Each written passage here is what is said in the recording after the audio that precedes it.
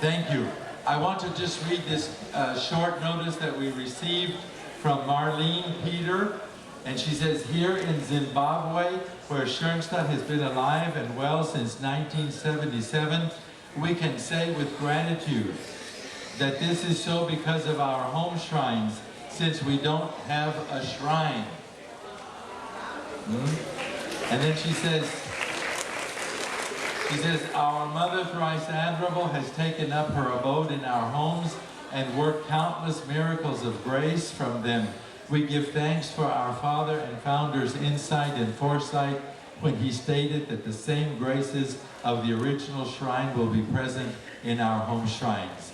And she says, God bless you all in these days, and united in Christ Jesus, Mother takes perfect care. And this is from Zimbabwe. We are grateful for this. We are going to have simultaneous translating, so our questions will be in English. With the cover. So first of all, we want to ask the Alegrias, is there a requirement or condition to make the covenant of love with the Blessed Mother before the home shrine dedication? Can you hear me? Okay.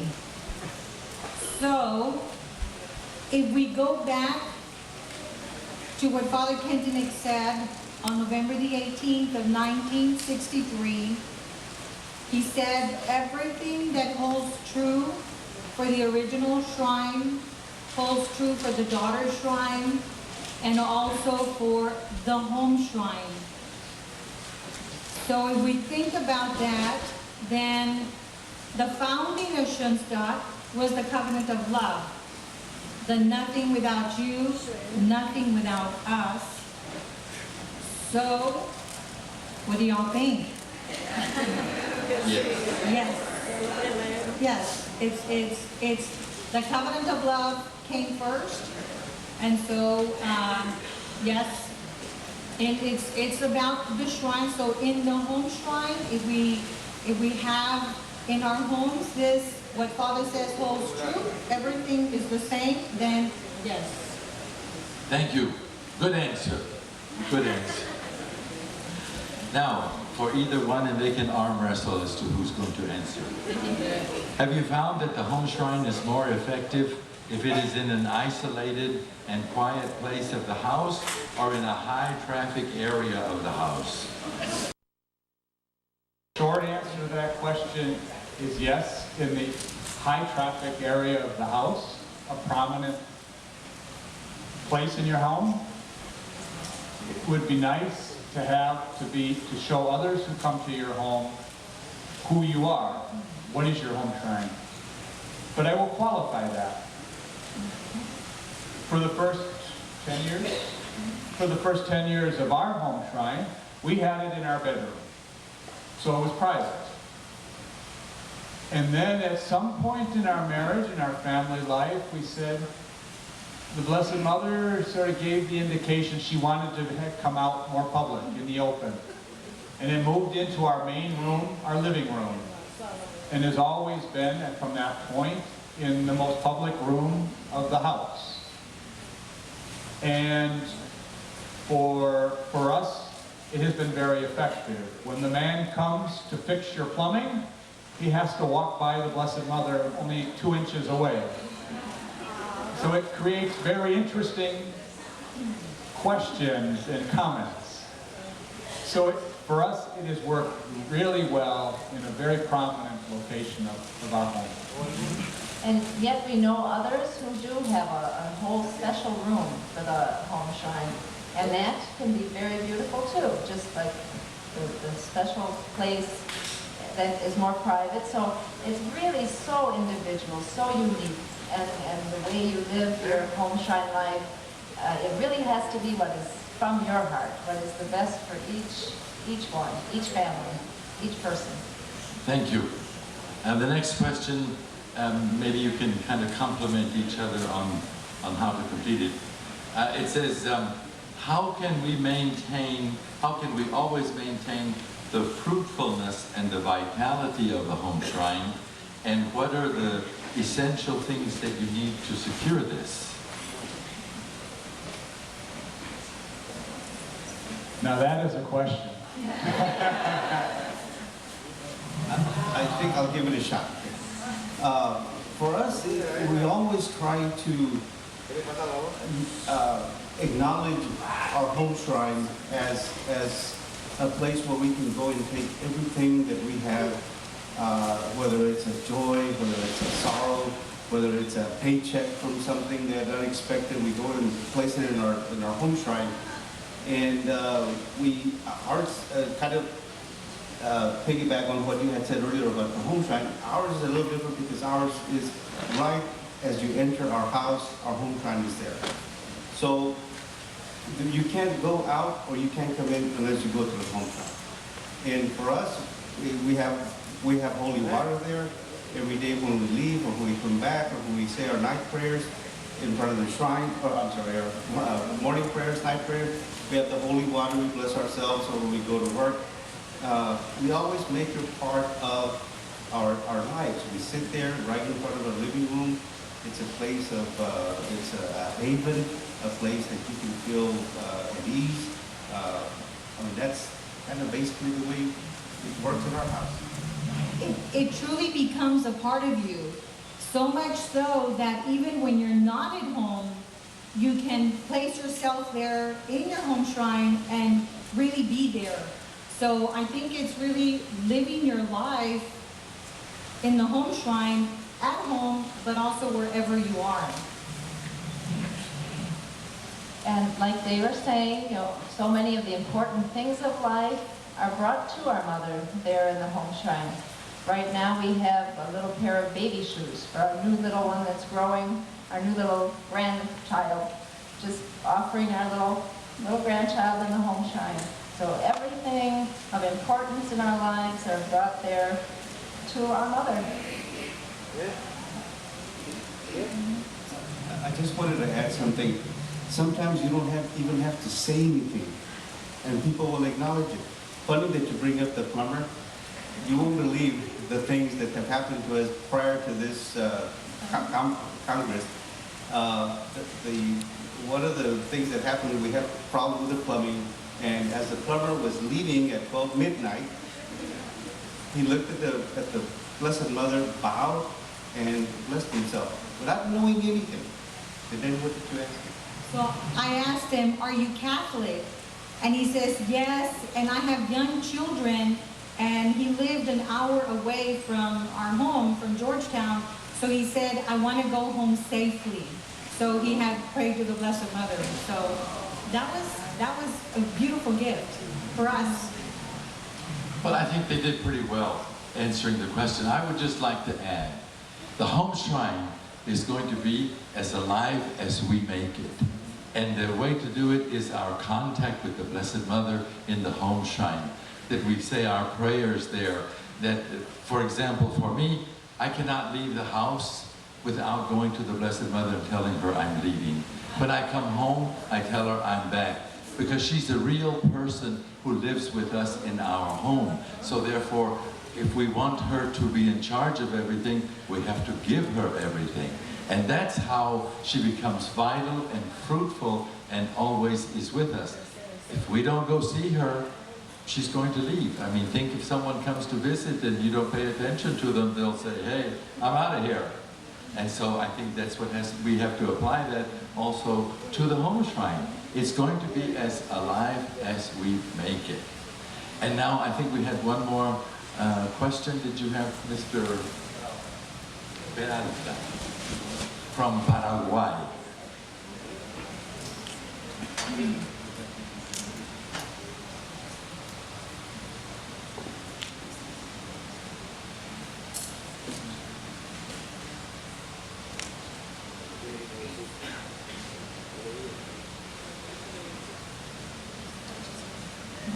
You better be on your toes here, boys and girls. Very good. I'm going to have to translate as we come along. But the question is, and I think all of you should probably comment, regarding the symbols of the shrine, and as a living shrine, we see that that in some of the filial shrines, there are symbols which are proper to the place or to the region. Then he says, can these also be symbols in the living shrine?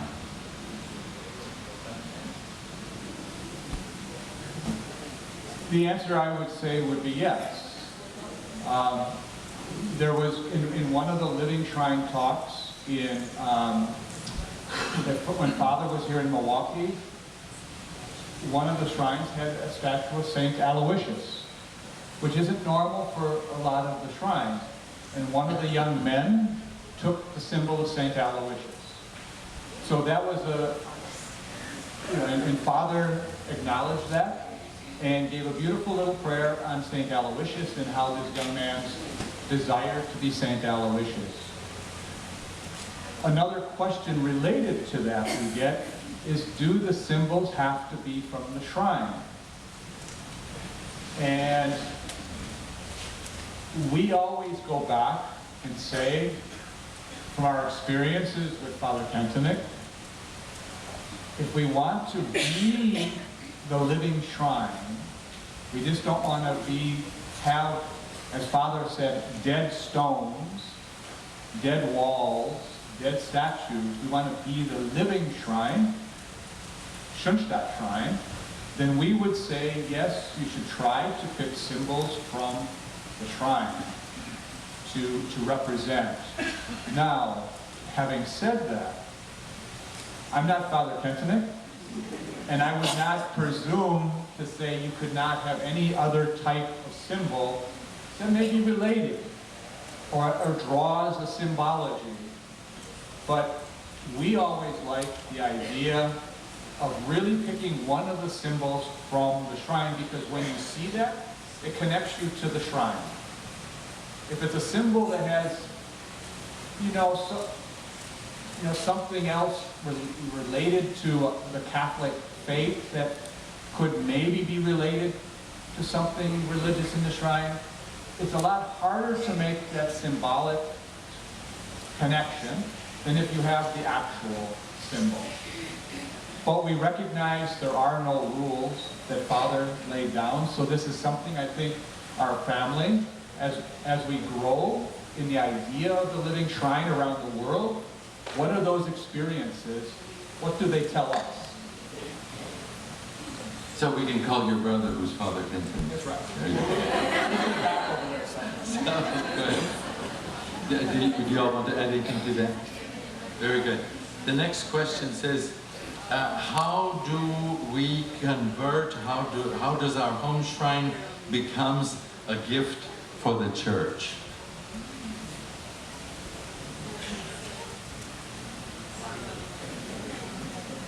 That's the question for the Congress. Because we did not have that answer. One of the impulses that really got us thinking about having a Congress to discuss these type of topics was, we said, how, from our experiences with our pastors coming to our home to visit Mr. and Mrs. Yank, even though they were in the home shrine, and even though the Yanks explained the home shrine, we felt that they didn't really get the home shrine, didn't pick up what it really was.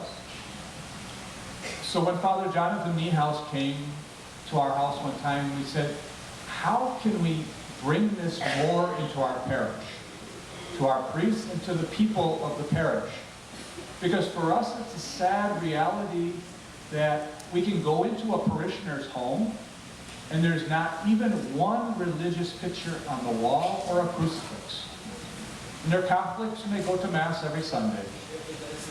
So how do we at least bring the religious spirit a little bit more into their homes? So we said, could the home shrine do that? But then the question came up, well, what do you have to have the covenant of love for the home shrine? Father Niehaus was specific in what he said. In his opinion, we have the distinction between the Schoenstatt home shrine and a home shrine. He said Schoenstatt cannot copyright the word Homeshrine, but maybe we could make a distinction between the fullness of a Schoenstatt Homeshrine that has the covenant behind it, and a Homeshrine that may have the MTA, our Schoenstatt MTA. It may have the Our Lady of Guadalupe. It may have another picture of the Blessed Mother, that start bringing elements of home shrines, a crucifix, you know, a little place to have a prayer corner, to start bringing that in as a home shrine into the Catholic home. That is what gave us the impulse to say, what really is the home shrine, and how can we bring it out of our Schoenstatt world a little bit more? And that is, for me, a big question. So basically, I think we have to learn still how it is that we can make it a gift for the church. We know it's a gift, but then how do we give it to the church? How do we introduce it, etc.?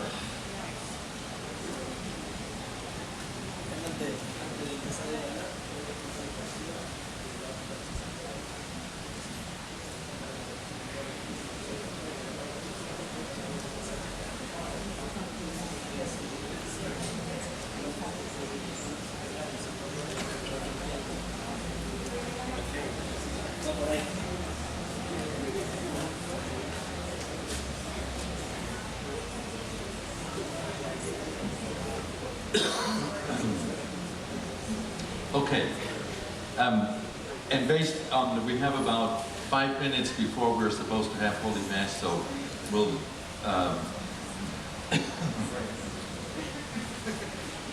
and coming from the response of a priest, right? So, how is the relationship of Father Kentenek with other parishioners or parish organizations or whatever? Do you have anything that you can say on that?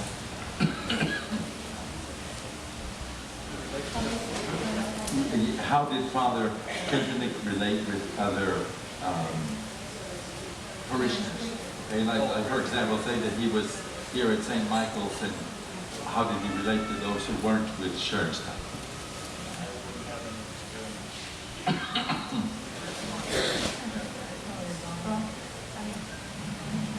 From what we heard from the Horn family this morning, he became a spiritual father for them, was there available for them, helped them open up their life of faith as a couple and family, and just in that life brought them to the spirituality of Schoenstatt, and that way of life.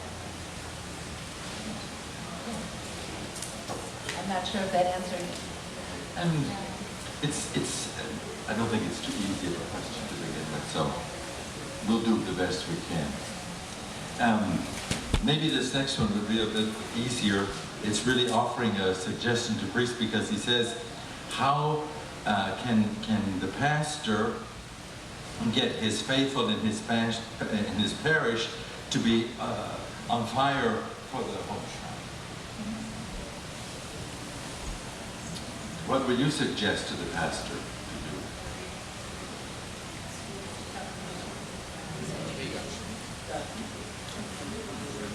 Teniendo en cuenta que el padre estaba en la parroquia, pero no podía hablar mucho de Schoenstatt. Tenía que actuar como sacerdote.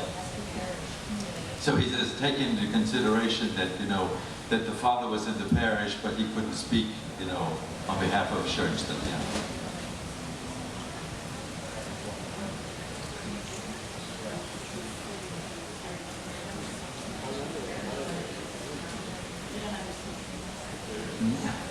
Están batallando con tu pregunta. Sí, es para pensarla y la respondemos después. Okay.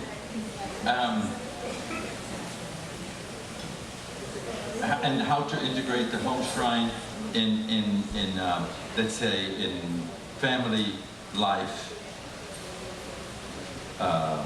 from the past. He's coming from the aspect of a pastor, and so.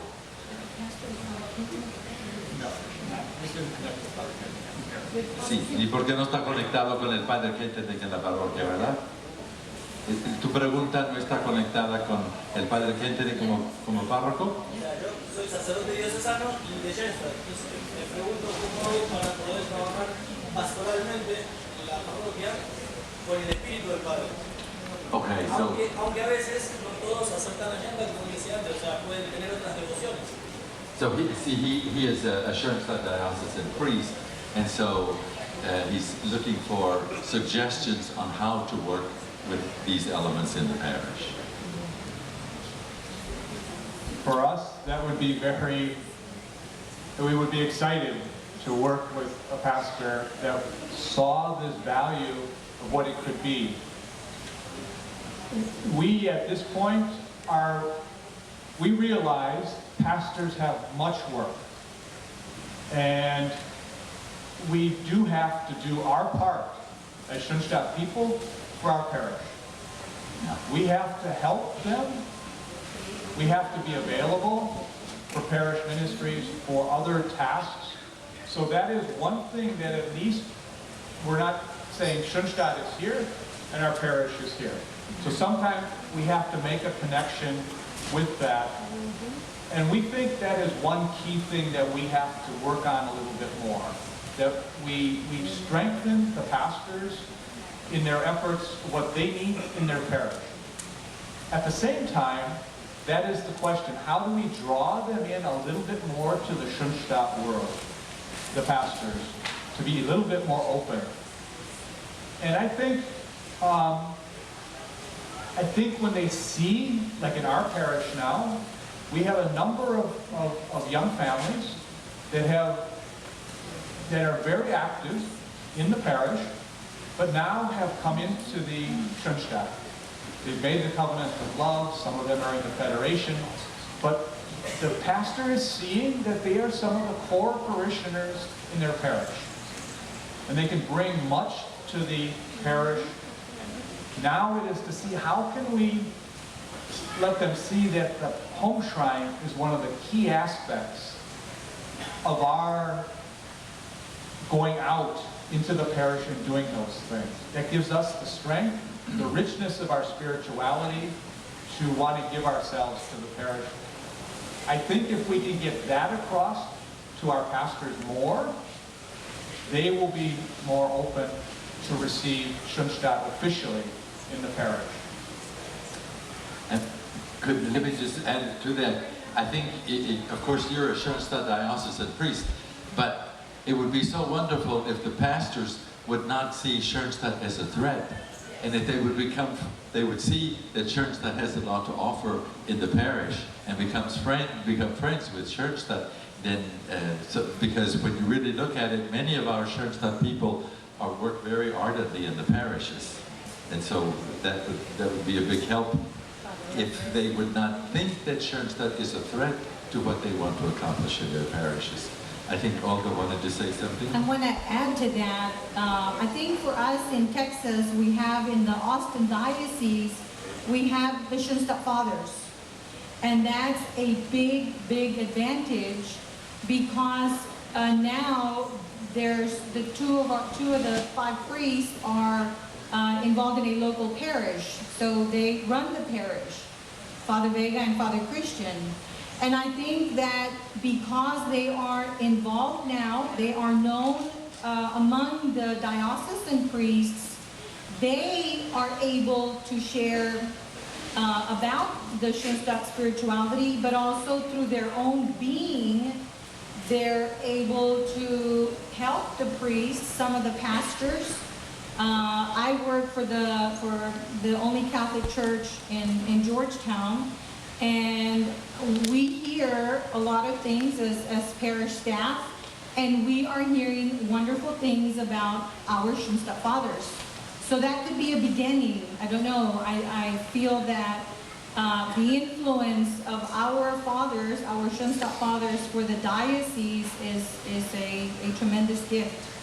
So that could be a beginning maybe for us in Austin, and then it could maybe, grow in other areas. But we feel very blessed, of course, that we do have the 5 priests in our diocese. And so that that could be a beginning, I don't know. Thank you. We have to hurry now, but one last quick question for the Fenelons. What happens with a home shrine when both die, like in your case? What happens? Well, like Mike said, in our home, we have the two home shrines, my home shrine, or our home shrine, and then my parents, because they passed away in our home. For now, that is an answer. We keep the home shrine there. I feel that they are still so very present because of our communion of saints, that they are still praying through this home shrine, living right there with us. And at this point, it's a good place. Our daughter asks us, okay, what happens now when you go? What happens to all these home shrines?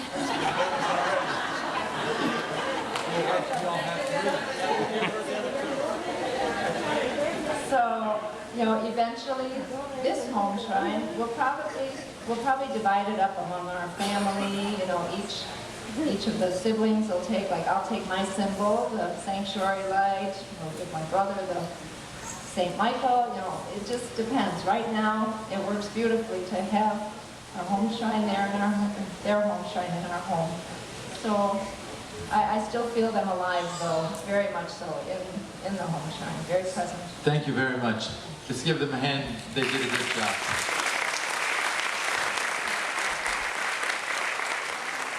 One last announcement.